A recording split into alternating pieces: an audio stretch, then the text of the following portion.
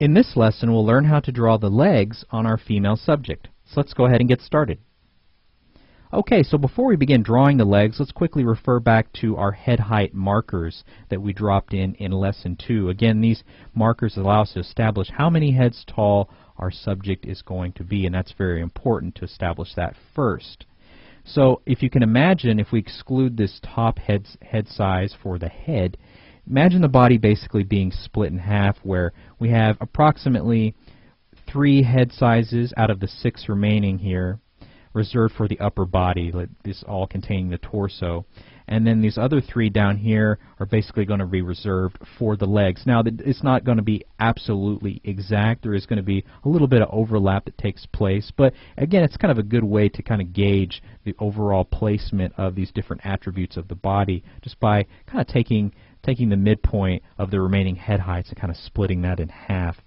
So this bottom marker down here, that's basically where we want our legs to end, and that's really where we want the heel of the foot to land. We don't want to measure it down to the toes because we're not going to draw her on her tippy toes. We may have to have her feet kind of coming outward into space, and so it's generally better to gauge it down to the heel. So to further illustrate that, on our layer over here titled legs, let's go ahead and turn on the visibility for that.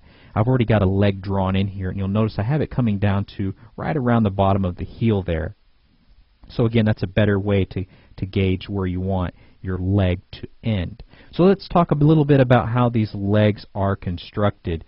Unlike the arms, where we had the upper arm slightly longer than the forearm, with the legs, the distance of the upper leg is going to be pretty close to the distance or length of the lower leg. And so that's going to be a little bit of a difference there. Another thing to note is we don't have a lot of straight lines. There's a lot of curvature here, as is the case for the arms as well, and really what you want to aim for the entire body. You don't want a lot of straight lines. There's a lot of curves to the body, and we really want to maintain that throughout. So let's kind of talk a little bit about how we can construct these legs. I've got a layer over here titled Leg Proportions.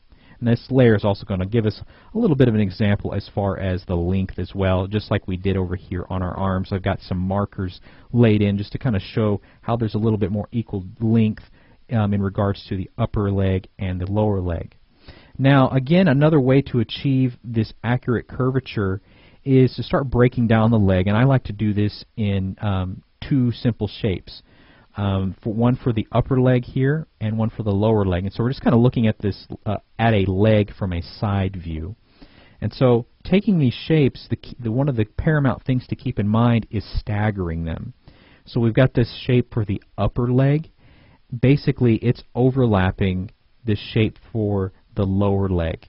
And that's very important because that's going to allow us to, when we draw the form around these shapes, much like we did around our underlying structure for the torso, that's going to allow us to get an accurate form for the legs here. It's going to allow us to work in the calves correctly and get the overall lines correct for the shin, the knee, and just coming up the leg all the way up to the thigh area as well.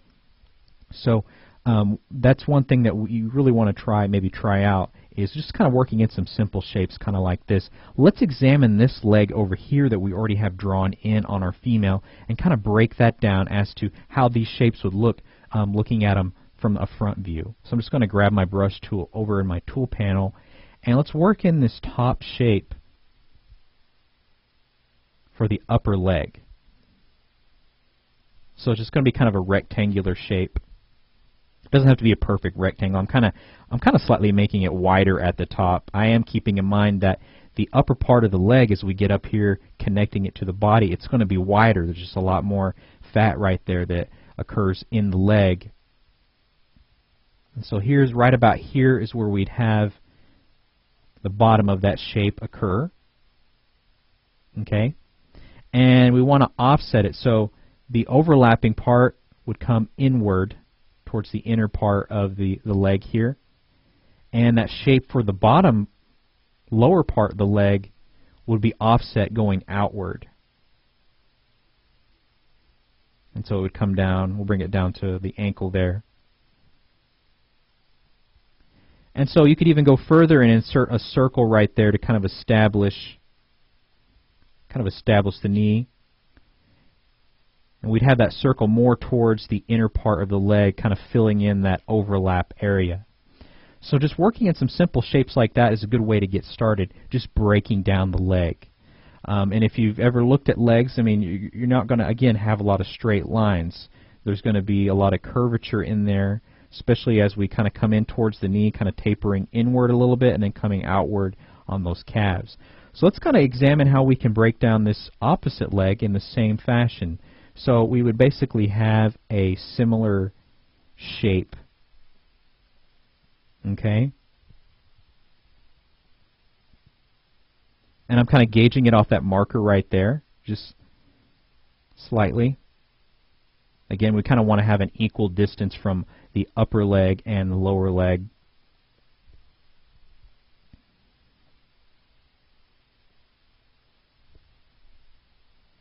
And then this lower leg, we're going to offset it.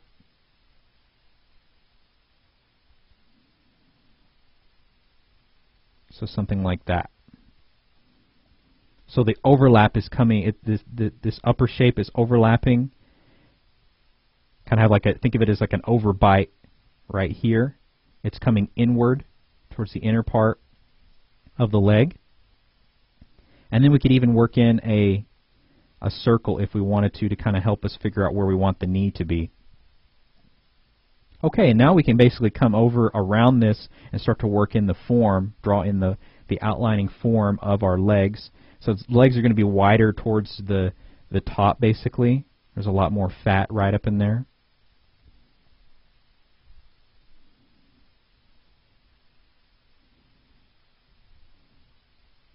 And then just kind of coming around those shapes, we can start to work in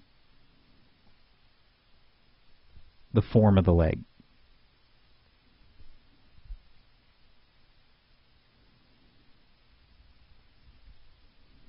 And then our heel, we want our heel to be right about there approximately. And then we'll just kind of rough in a similar shape to our foot over here just to kind of illustrate out into space towards us as the viewer. And then just kind of roughly work in some toes here as well.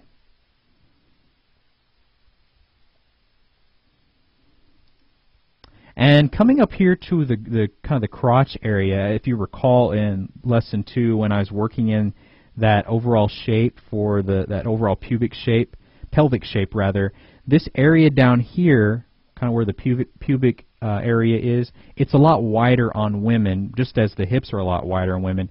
And so you can kind of put that into account. You'll probably have a little bit more space down in here than you would on a male subject. On men, this area right in here, that pubic area, is a lot more narrow basically than it would be on a female. So I'm kind of just analyzing that and kind of trying to get a sense of the amount of space that we want to have in there. Again, you don't want it to be too terribly wide. So something kind of like that would probably be appropriate. And we can go ahead and hide our leg proportions layer just for a second here, just to kind of see how I constructed these legs. And so just kind of analyzing these, we can kind of start to work in and think about just some lines that we would have for the knees as well. And so you'll notice just my line work on here on my legs, I've kept them pretty simple. I'm not working in a lot of lines or trying to define a lot of muscles like I would on a male subject. I'm keeping them pretty simple to really show that these are feminine legs.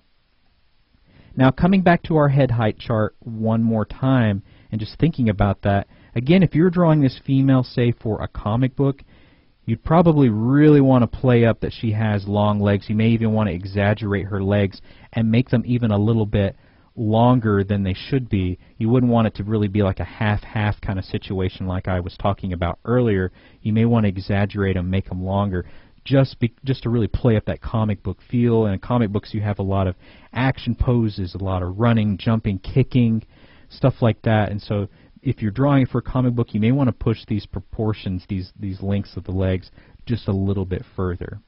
So those are just a few tips as to getting started establishing the legs, drawing them in on your female subject. What we're going to focus on in the next lesson, we're going to jump back up here to the upper part of the body, the torso area, and we're going to talk about drawing in the breasts on our female, and we'll kind of show an example of the wrong way to draw breasts, and then go into a more appropriate way to draw those in. So we'll see you then.